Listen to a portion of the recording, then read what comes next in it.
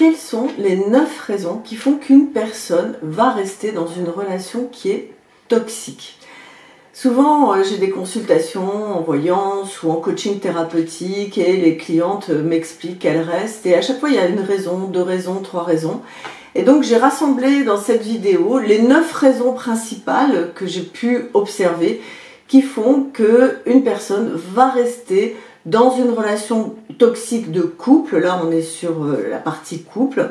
Et vous allez voir que si vous entendez autour de vous ce genre de raisons, c'est exactement ce qui arrive quand une personne ne peut pas rompre avec un conjoint ou une conjointe toxique. Si c'est la première fois que vous tombez sur ma chaîne, bonjour et bienvenue. Sur ma chaîne, on va trouver principalement du développement personnel, de la psychologie, de la spiritualité, de l'ésotérisme. Voilà, on s'intéresse à l'humain dans la joie et la bonne humeur, tant qu'à faire. Alors, qu'est-ce qui fait que on reste avec une personne toxique?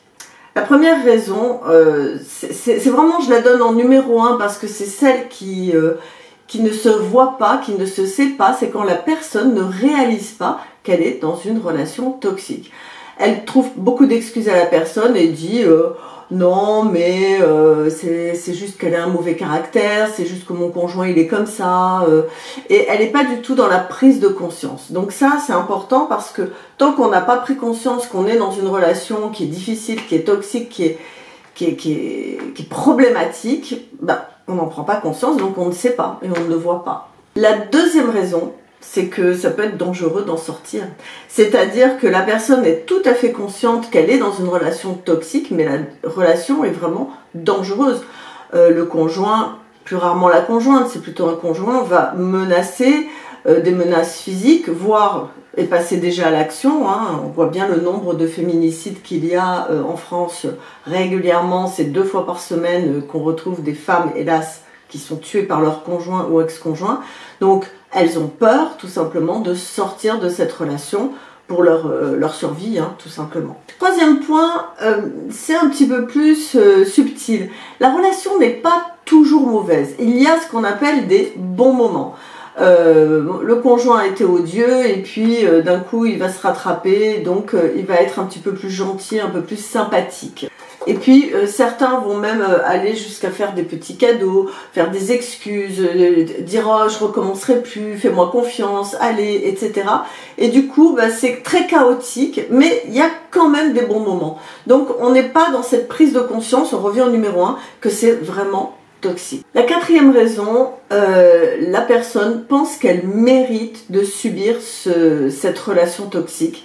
Elle pense qu'elle ne mérite pas mieux. En général, elle est sous l'emprise du conjoint ou de la conjointe et elle se dévalorise, elle manque de confiance en elle et puis le conjoint lui rabâche les oreilles en lui disant mais tu trouveras pas mieux, etc. Et souvent, il peut y avoir aussi un rapport de dépendance affective, donc la personne a peur d'être seule. Ça aussi, c'est des choses qu'on retrouve fréquemment. Si je le quitte, on a l'impression qu'on va sauter dans le vide et que c'est très dangereux. Donc elle préfère rester dans une relation toxique, mais au moins elle n'est pas seule, que d'affronter cette solitude. Ça arrive aussi fréquemment. 5e point qu'on retrouve aussi fréquemment, le manque de moyens financiers. Soit la personne ne travaille pas, ou elle travaille à mi-temps parce qu'elle s'occupe des enfants, ou alors elle a un petit salaire et elle se dit bah, si je suis toute seule, il y a les enfants, etc. Je ne vais pas arriver à trouver un appartement, je ne vais pas m'en sortir toute seule. Même s'il n'y a pas d'enfants, ça peut être un peu compliqué, hein, c'est une personne qui est à la retraite, voilà. Donc l'aspect financier est très déterminant dans le fait de rester avec un conjoint ou une conjointe qui est toxique, parce qu'on se dit ben, je vais me retrouver à la rue, je vais pas y arriver, je vais pas m'en sortir. Donc on se dit ben, je vais faire des concessions, vaut mieux ça que de se retrouver dans une grande précarité financière. Ça aussi c'est des choses, hélas dans notre société, que je rencontre fréquemment. Le 6e point, c'est ce qu'on appelle un attachement traumatique, c'est-à-dire que le partenaire a pris l'habitude d'être froid, distant, et puis d'un coup il est un petit peu gentil. Froid, distant, un petit peu gentil. Et donc on est toujours dans cette espèce d'attente qu'il va être gentil et nous donner un peu, j'appelle ça des miettes d'amour. Soit parce que vous-même, la personne qui subit cette relation a eu justement une enfance douloureuse, difficile, où elle n'a pas été aimée, et finalement elle reproduit le même schéma et elle ne sait pas ce que c'est qu'une relation saine, elle a l'impression que c'est une relation normale, donc on revient au point numéro 1, elle ne se rend pas vraiment compte que c'est une relation très toxique, et puis elle trouve énormément d'excuses à son partenaire.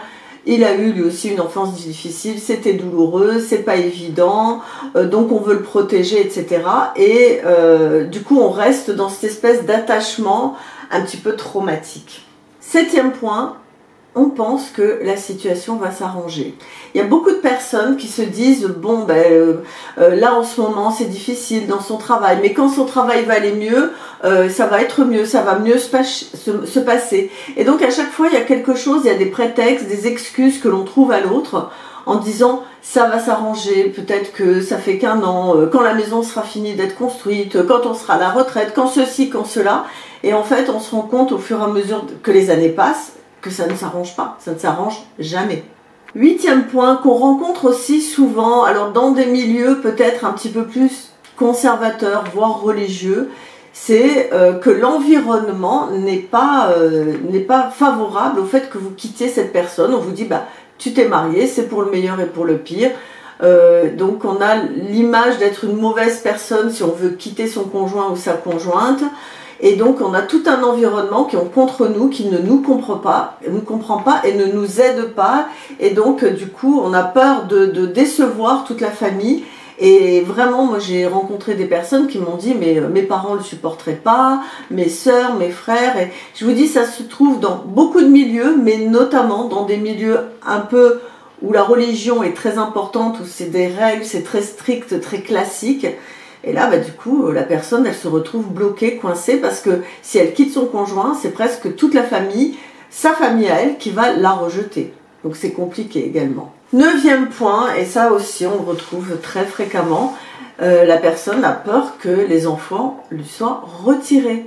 Que le conjoint dise t'as pas beaucoup de revenus, donc je garde les enfants avec moi. C'est une façon de manipuler l'autre aussi pour l'empêcher de partir, en lui disant de toute façon si tu pars, je te ferai passer pour folle.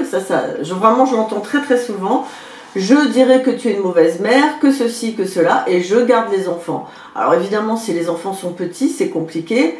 Et puis la mère, c'est souvent dans le rapport homme-femme, mais ça peut être dans l'inverse aussi, parce que j'ai rencontré aussi des papas, la femme lui dit bon tu me quittes, je t'empêcherai de voir tes enfants, etc. Donc ça peut arriver dans les deux cas. N'oublions pas que mes clients sont souvent des clientes, donc j'ai plus le côté féminin, j'avoue. Mais voilà, quand la personne menace de retirer l'enfant, d'empêcher de voir les enfants, d'être démise de ses droits de père ou de mère, c'est très douloureux. Et puis donc il y a une sorte de tétanisation, de peur, alors qu'en fait la justice ne va pas toujours écouter la personne, d'accord. Moi j'ai vu combien de cas où le père voulait prendre les enfants et finalement la mère, ils ont eu garde alternée, ce qui n'est pas mieux, la garde alternée dans certains cas, je le dis, quand on laisse la garde alternée à un père qui est agressif, qui est très dur, très autoritaire, et les enfants sont comme ça terrorisés. J'ai beaucoup de cas de familles qui sont déchirées, où les enfants, une semaine sur deux, vivent l'enfer, d'accord. Donc c'est aussi ça très compliqué au niveau de la justice, mais enfin bon, c'est un autre débat. Donc voilà un peu les 9 raisons qui font qu'on ne quitte pas son partenaire, même si on est dans une relation toxique. C'est que c'est compliqué, c'est difficile, et que parfois on a vraiment l'impression d'être pris au piège, d'être enfermé. Donc il y a des associations qui existent, il y a des assistantes sociales, il faut se faire aider, il faut en parler. Et si on veut vraiment quitter, essayer de se donner tous les moyens pour y arriver, de ne pas se laisser impressionner par le conjoint, c'est très difficile. Moi j'ai énormément de clients et de clientes surtout qui m'appellent et qui sont dans ce cas de figure. Si c'est votre cas, n'hésitez pas à me contacter pour un coaching thérapeutique. Vraiment, je vous donnerai énormément d'astuces pour vous aider dans ce projet de libération. Parce que c'est vraiment ça, c'est comme ça que c'est vécu. C'est un projet de libération et d'enfin pouvoir être maître de sa vie, décider pour soi ce que l'on veut et ne plus subir l'emprise d'un conjoint. Et c'est horrible à vivre quoi, au quotidien. Les personnes sont dans une très très grande souffrance. Voilà, si ça vous a parlé, n'hésitez pas à me laisser un commentaire. Pensez à vous abonner, à liker la vidéo aussi, ça fait toujours des vues en plus, voilà, ça fait plaisir. Et je vous retrouve très rapidement pour une prochaine vidéo. Ciao!